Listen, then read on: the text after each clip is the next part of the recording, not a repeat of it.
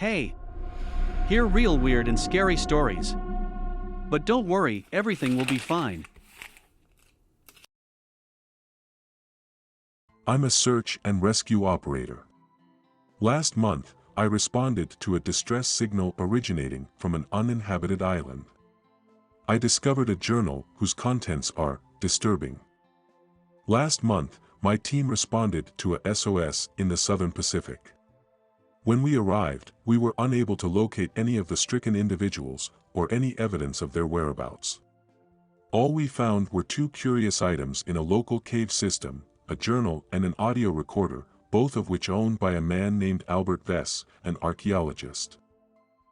The contents of the journal are disturbing, but perhaps worse still is the audio recording. Since reading the journal and listening to the audio, I've been feeling strange. Unwell. My mind feels like mush and my moods have been erratic. No medication has helped. My doctor thinks I just need some rest, but I'm not sure. It's hard to describe. I don't know why, but I feel like the island has something to do with it. I feel like the journal does. I've transcribed it below in case anybody can help me better understand it, but be warned, it's an uncomfortable read. June 1, 21. The valley is steep. For an island in the middle of the Pacific, it feels almost unnatural. Certainly uncommon. I've done plenty of these expeditions and I've rarely encountered geography such as this. The shoreline is sparse, thin. It gives way to a scatter of trees and a sharp drop-off into a hollow of palms and brush. It's incredible. Claustrophobic. It's where we're going. All four of us. Bernard, the research lead. Darian, the cave splunker. And Allison, one of the most accomplished archaeologists I've ever met. And of course, myself. My stomach is still upside down, recovering from the sail it took to get here, but the worst is over. Once we finish our survey of the ruin below, we can set up camp and get some shut-eye. It's not so bad, really. And we're so very close. This, I think, could be the discovery of a lifetime. The sun is setting in the sky. When we looked down into the valley this afternoon, we never anticipated it'd be this slow-going, or that the canopy of leaves would be this blinding. Allison recommends we make camp and get some rest. She says the ruin will be there to excavate in the morning, and we'll be better off with more daylight to spare. Bernard disagrees. He says we've got lanterns and rations, and that the scene survey won't take that long. Besides, he's not planning on doing any excavating until he knows the ruins are actually there. His remark catches us off guard. I remind him that there are already aerial photos of the ruin. That there's no need to prove it's actually there because we can see that it is. It takes Bernard a minute to answer, and when he does, he admits the aerial photos of the ruins were doctored. He admits that the research he submitted to secure this grant was false. All I have, he says, is what's written in here. He shows us a leather-bound book with yellowed pages. It belonged to his ancestor apparently, a merchant captain who was shipwrecked on this island over a century ago.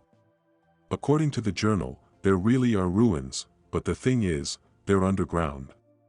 You'd never know they were there if you weren't looking for them, and it's why nobody's discovered them before. I can hardly believe it. I want to be furious at him, but Allison is angry enough for the both of us. She's fuming. Darian doesn't seem to mind terribly, maybe because it's her first expedition and she still has stars in her eyes. Trust me, Bernard says. This will be the discovery of our lives. I suppose we don't really have a choice. The boat that dropped us off won't be returning for another week. For better or worse, I and everybody else are stuck on this little spit of land. Allison heads into the trees to pee, and when she comes back, she's a nervous wreck.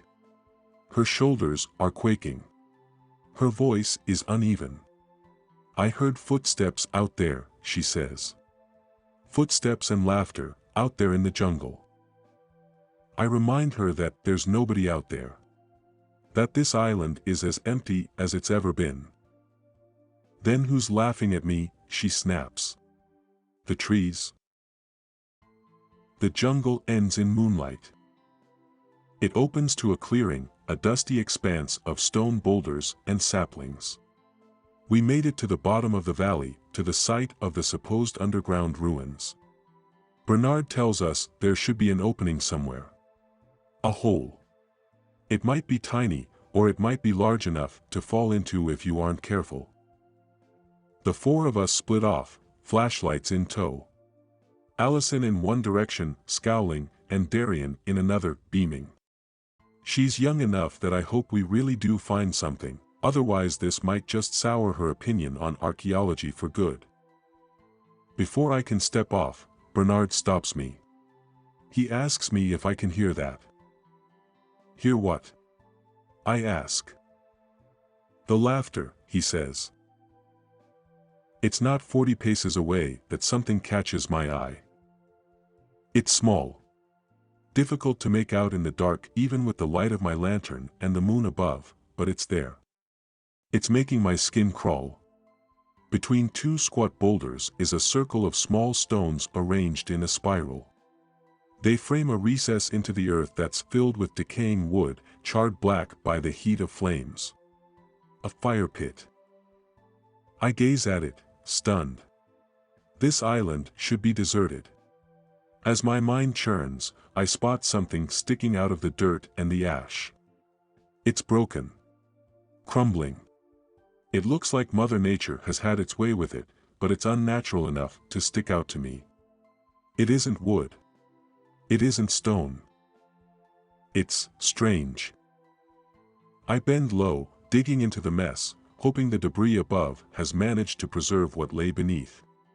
A moment later, and I know that it has.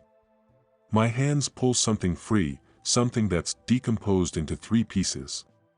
Something familiar. A fractured human skull. It's odd, but I stare at the skull for a long while. There's something about it that I can't quite put my finger on, but it's fascinating to me. I feel almost entranced by it. Before I can properly process my find, I hear screaming. Shouting. I hear Bernard, Allison, and Darian all calling my name.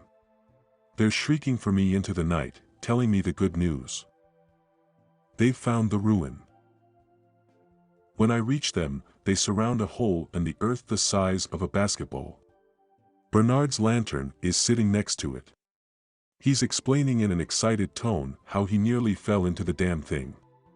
He's explaining how he knew it would be here, about how he never once had any doubt. I'm trying to tell them about the fire pit. I'm trying to tell them about the human skull split into 3 pieces. What does it matter, Darian asks, if somebody died here? That was probably 100 years ago.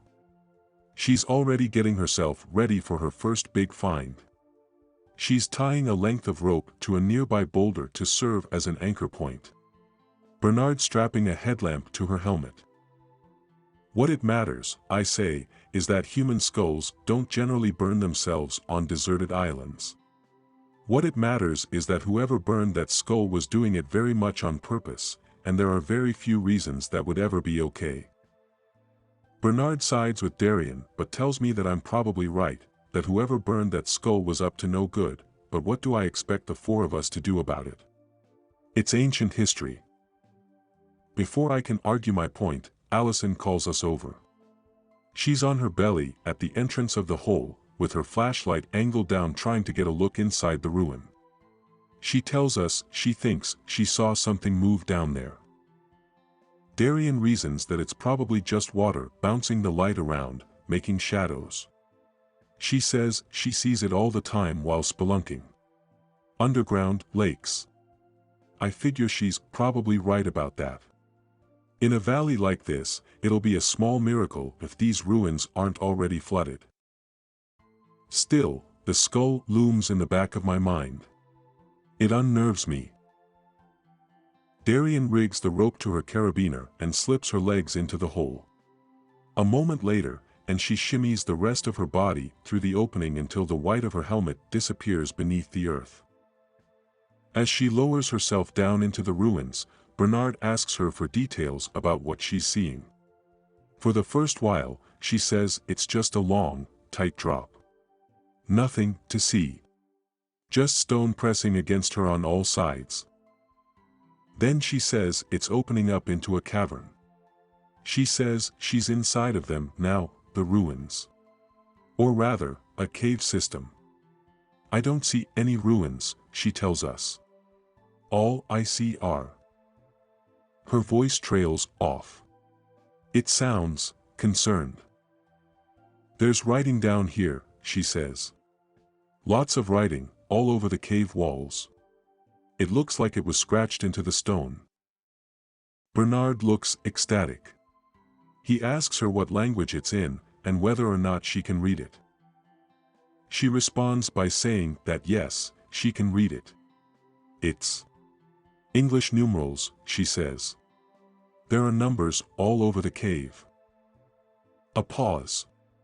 2 breaths. Her voice echoes out of the dark hole. Are these dates? Nobody gets a chance to ask her about the dates or exactly how many there are, because our attention is stolen. In the distance, from deep within the jungle, we hear the low sound of footsteps. Heavy, desperate footsteps. Footsteps that are coming our way. I call into the hole, ordering Darian to get out. I tell her somebody is coming. My heart is beating through my chest, my mind replaying images of the scorched skull. It feels insane. Absurd. There's nobody on this island. We know that. We have the records, and yet. I feel that something is very wrong. Allison holds our only weapon, a brushwhacking machete, and she's shrieking at Bernard, demanding whether he forgot to mention the existence of cannibal tribes on the island. Bernard's too shell-shocked to speak. I holler at him to help me heave on the rope, to bring Darian up faster. Thankfully, he does. It's exhausting, but we manage to pull her up to the top of the hole, just far enough to see the white of her helmet and her terrified features. She tells us that she's stuck. That she can't move any further. I hear the footfalls nearing. So close. Whatever's coming is running now, and the sound is like thunder in my ears. I watch as Bernard works at freeing Darian from the opening, and I realize it's taking too long. Much too long. I drop the line and rush over to help, pressing my hands against Darian's shoulders. Then, all at once, the footfalls stop. They stop just outside the perimeter of the clearing. For a moment, the night is silent. None of us so much as steal a breath as we listen for whatever is out there. Whatever is coming for us. Allison suggests that our shouting may have scared it off. It's a comforting thought. That it might have been a large species of boar, charging through the jungle, or perhaps an earthquake. Bernard agrees. He adds that we're all running low on sleep and very on edge, and that Allison was right, we should have just made camp and gotten some rest. Then Darian screams, and her body slips, ribs snapping as she disappears back into the darkness of the ruin. A split second later, there's a grotesque cracking sound and the screaming stops. It's the sound of Darian's body striking the cavern floor. It is, I think, the sound of Darian dying. Something goes through us then. Allison. Bernard. Myself. Something goes through us like a bullet, shutting us up as we wait, desperate to hear Darian call out and say she's okay. That she's just a little bruised up. I call out to her. Desperate. Horrified. Allison appears at my side and hushes me with a finger. She glares at me, narrowing her eyes at me like all of this entire disaster is somehow my fault. Then she lowers herself onto her hands and knees, machete by her side, ear toward the hole. She asks us if we can hear that. She tells us to listen. Bernard and I press ourselves closer to the opening. We strain our ears. There's a scraping sound coming from inside. A low, sustained sound like something being slid across stone. "There's something down there," Allison says. "I knew there was something down there and I told you, Bernard. I fucking warned you." She erupts, lunging at Bernard like a maelstrom, scratching, punching, hurting him as much as she can. He curls up, but he doesn't try to fight back. He doesn't try to flee. He sits there, trembling. He sits there trembling, I think, because he hears the same thing that Allison and I do, down there in the cavern. He hears the sound of Darian's body being dragged away. We put it to a vote. Out of the three of us, only Bernard wants to go back down into the hole looking for Darian. Only Bernard wants to face the nightmare he dragged us into. Allison and I, we have no idea what we're dealing with. Bernard's convinced that it's an animal. A family of bears perhaps that are using the cavern as a sort of den. "There's no other alternative," he says. What I don't say is that there's always an alternative. In this case, the alternative is we're not alone on this island. In this case, the alternative is that whatever's out there doesn't want to be found. The hike back up to our base camp is long, and by the time we arrive it's raining and noon. A wall of dark gray descends toward us from across the ocean. Storm, clouds. Lightning flashes on the horizon, followed by rolling cracks of thunder. The sea laps and churns. All any of us want to do is go to sleep, to rest and process our grief over losing Darian, but we have work to do. Bernard fires up the HF amplifier and attempts to contact rescue services. Static greets him over the receiver. He tells us he doesn't think it's working. He tells us the radio is fucked. Allison tries her hand at it, and thank God she does because she gets the thing running again.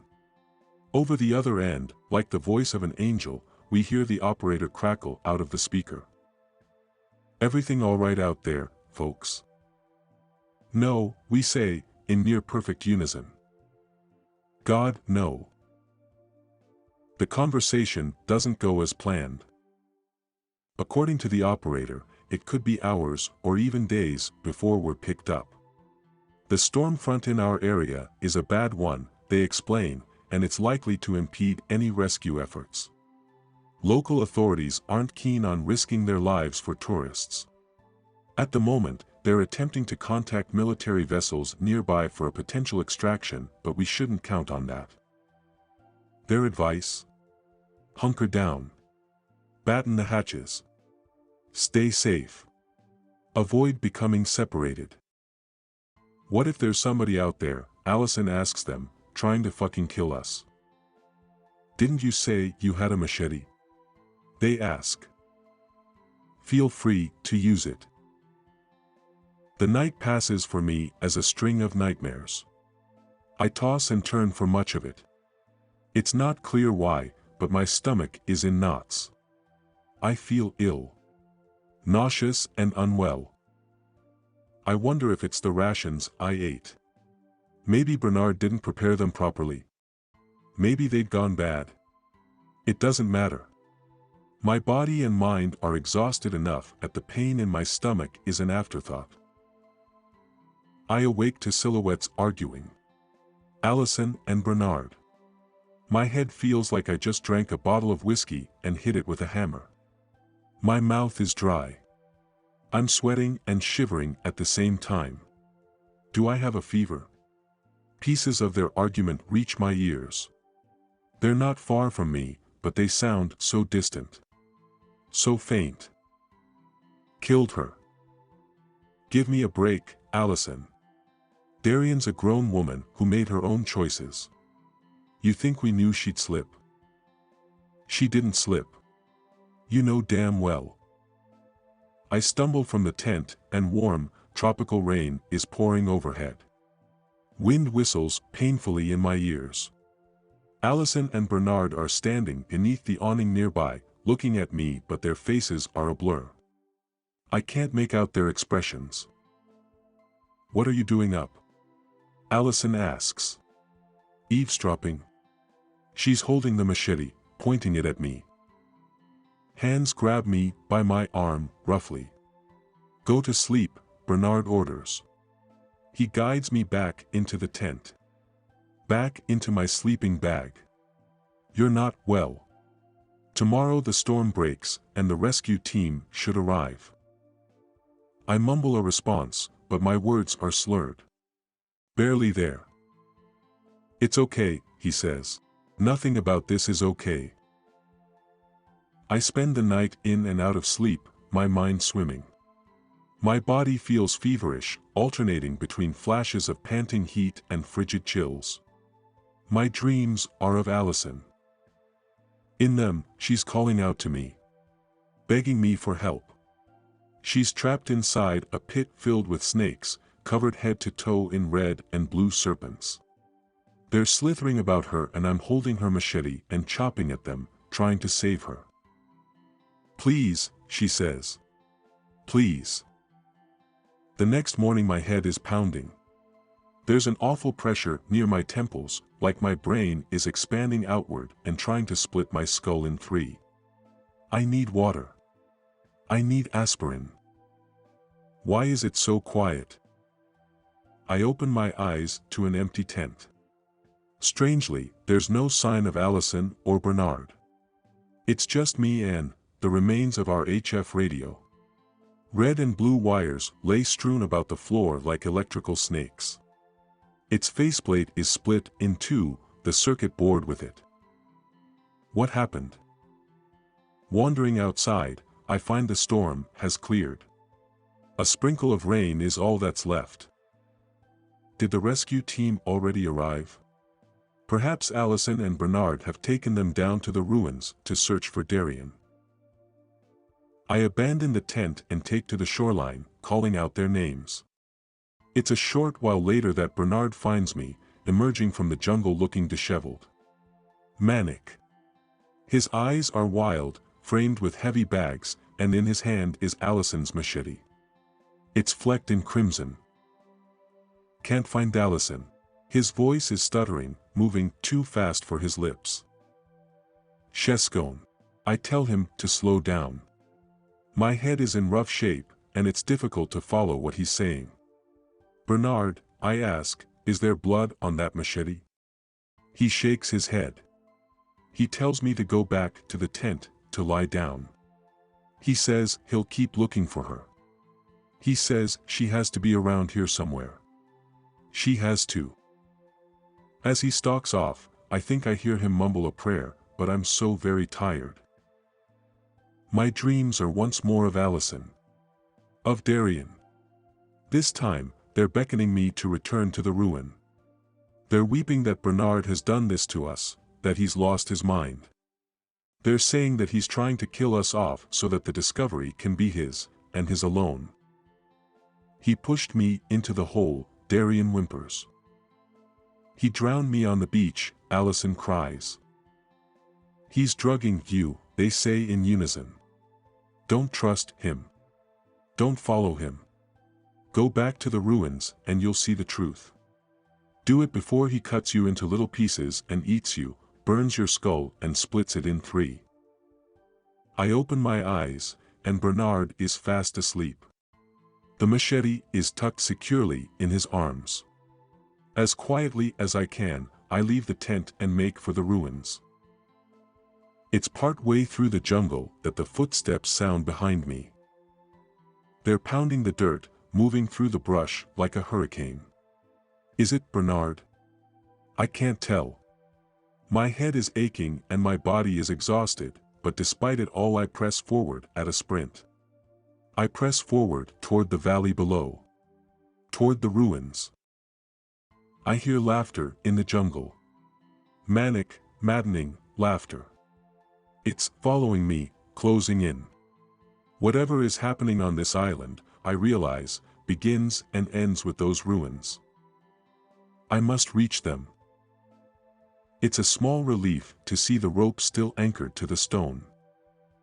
I quickly toss Darian's line into the entrance of the cavern and squeeze myself through the opening. My palms burn, splitting open in warm blood as they halt my descent. Before I can make it to the bottom, something snaps from above and my rope gives way. I fall a short and painful distance, with the rest of my rope tumbling down around me. Looking up, I expect to see Bernard standing at the small, moonlit entrance. Instead, it's just empty sky. "Bernard?" I shout. There's no response. Flicking on my headlamp, I take a look around the cavern. The light reveals a tight cave structure, one splitting off into 3 separate tunnels carved into the walls, just like Darian said, are numerals. Dates.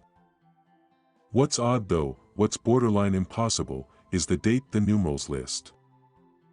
October 20th, 72. It's my birthday.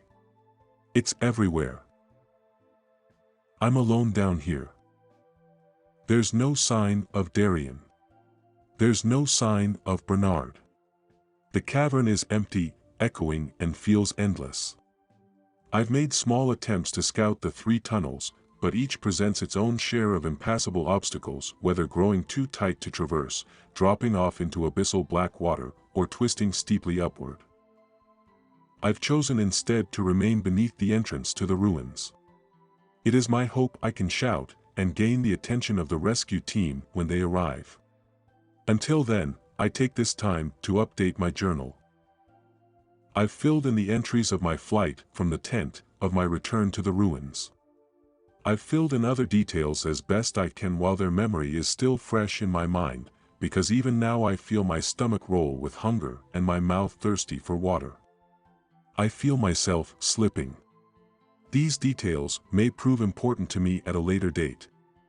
I just need to hang on and hope that somebody will come. But I'm so thirsty. Perhaps just a sip from the lake. Only a taste. Just to wet my lips. I am unwell. I feel broken. Aching. All over. I'm aching in my mind, and it hurts. So much. It hurts. There are sounds around me. Sounds in the cave. I've recorded them tstdy later, but it is so difficult to think. So difficult to write. Are they talking to me? The sounds are so close. Close. They're surrounding me FRM every CRNR of the cavern now, and memories are playing in my head like videos or MOVs. Ow. I don't feel good, I feel really bad. I see my hands pushing Darian into the hole, down into the ruins. Oh God, I see her eyes as she falls looking at me. I'm sorry. Had to. The radio, it was just so loud, and the rescue team would come so fast that I had to call it off.